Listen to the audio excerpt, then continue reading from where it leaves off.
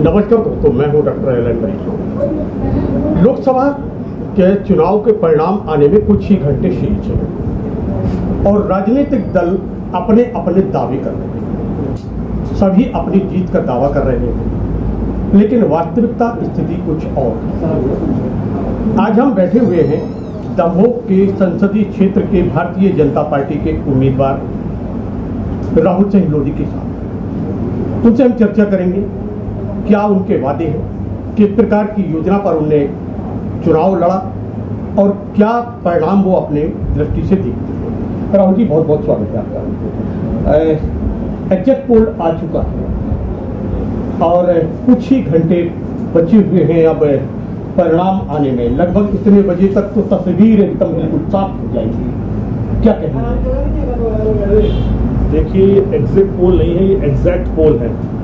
Exact पोल है और exact पोल का मतलब कि जो एग्जिट पोल में दिखाया एग्जैक्टली वही होने वाला है। और आप विश्वास मानिए, माननीय नरेंद्र मोदी जी के जो 10 वर्षों का काम किया है जो भारत के अंदर, और जो विजन मोदी जी लेके चले हैं, देश नहीं विदेशों में भी जो ग्लोबल लीडर के रूप में मोदी जी निकल के आए हैं, उसका कारण ये है कि इन 10 वर्षों में केवल 2 ही चीज़ हमको सुनने में मिली है। एक तो विकास विकास विकास, और दूसरा मोदी जी। तो निरंतर विकास और सतत प्रयास ही मोदी जी का काम है। उसी को लेकर ये एग्जैक्ट पोल जो है कल 3 बजे तक हम लोग को देखेंगे कि 400 पार का जो संकल्प है भारतीय जनता पार्टी का मोदी जी का, 400 पार का जो संकल्प है वह संकल्प पूर्ण होगा, ऐसा दावा किया है राहुल सिंह लोधी ने। राहुल जी, आपने एक वादा, और जब आप चुनाव के मैदान में थे तो आपने भी कहा था कि लगभग 4 लाख पार, क्या ऐसा होने जा रहा है? क्योंकि मैंने कभी नहीं कहा 4 लाख पार। मैंने हमेशा ये कहा कि भारतीय जनता पार्टी के कार्यकर्ता और इस संसदीय सीट के जो हमारे वरिष्ठ नेता हैं, आदरणीय गोपाल भार्गव जी, आदरणीय प्रहलाद पटेल जी, जयंत मलैया जी, हमारे मंत्री 2 आदरणीय लखन भैया, आदरणीय धर्मेंद्र जी, और अपने देवरी से विधायक पटेरिया जी, और अपने बंडा विधायक आदरणीय वीरेंद्र लंबरदार जी, और भारतीय जनता पार्टी के ज्येष्ठ और श्रेष्ठ कार्यकर्ता और दमोह संसदीय सीट के मतदाता, और उस सब पे हमारे नेता आदरणीय मोदी जी सभी के आशीर्वाद से, सभी के नेतृत्व में ऐतिहासिक मतों से ये दमोह संसदीय सीट जीतेगी। मैं प्रारंभ से कह रहा हूँ, आज भी कहता हूँ कि नूतन भविष्य में बड़े शानदार परिणाम इस दमोह संसदीय सीट से आएंगे। और हमारे बुंदेलखंड की जो 4 सीट हैं, खजुराहो, सागर, दमोह, टीकमगढ़, 4 सीटों में बड़े ऐतिहासिक मतों से लगातार यहाँ पर भारतीय जनता पार्टी का कब्जा रहा है।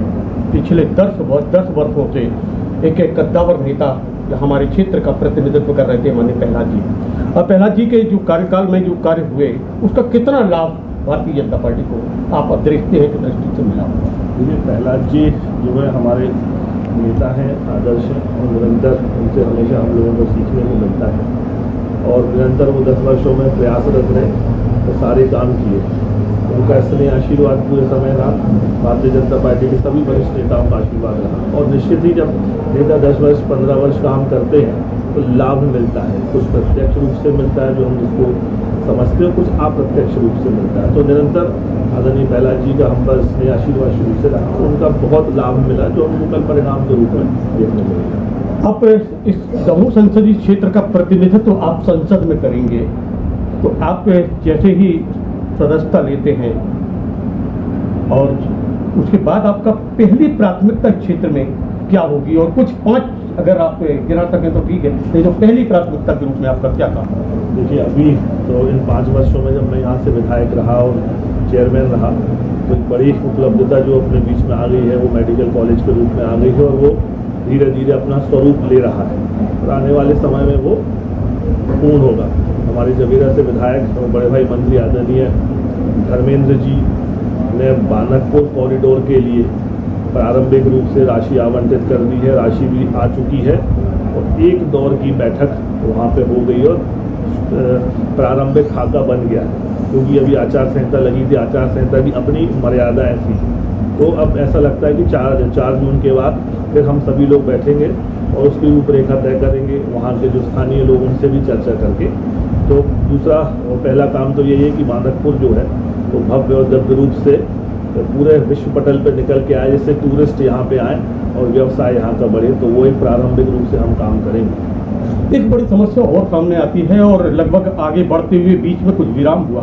भारत तिब्बत सीमा वेपन ट्रेनिंग सेंटर लगभग बहुत कुछ आगे बढ़ चुका, लेकिन कुछ अवरोध, क्या उसको आगे बढ़ाने में आपका विशेष योगदान?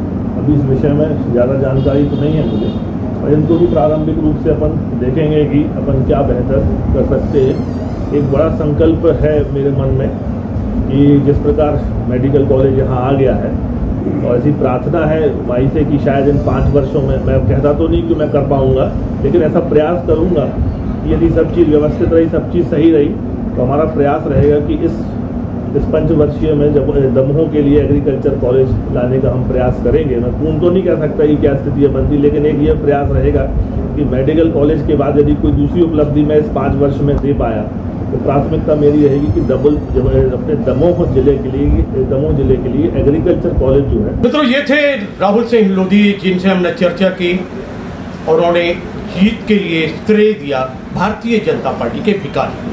उन्होंने कहा 400 पार का जो नारा था, संकल्प था, वह पूरा हो रहा है। वह वादा कर रहे हैं कि हम वादा नहीं करते, हम कार्य पर भरोसा करते हैं, कार्य पर विश्वास करते हैं। भारत तिब्बत सीमा वेपन ट्रेनिंग सेंटर के ऊपर भी कार्य करेंगे, तो करेंगे कार्य भगवान भोलेनाथ के उस कॉरिडोर के ऊपर भी, जो विश्व पटल पर अंकित हो जाए। दमोह का मानकपुर देव जागेश्वर नाथ मंदिर पूरे विश्व में मशहूर हो, ऐसा उनका संकल्प है। उन्होंने कहा है कि मेडिकल कॉलेज का कार्य लगभग पूर्ण हो रहा है, आगे बढ़ रहा है, द्रुत गति से आगे चल रहा है। तो कहा है कि एग्रीकल्चर कॉलेज को भी हम दमोह में ला सकते हैं। अनेक कार्य हैं जो मन में भी है और जुबा पर नहीं है, लेकिन भारतीय जनता पार्टी जो कहती है वह करती है, ऐसा वह मानते हैं और इसी दृष्टि से वह चुनाव के मैदान में थे।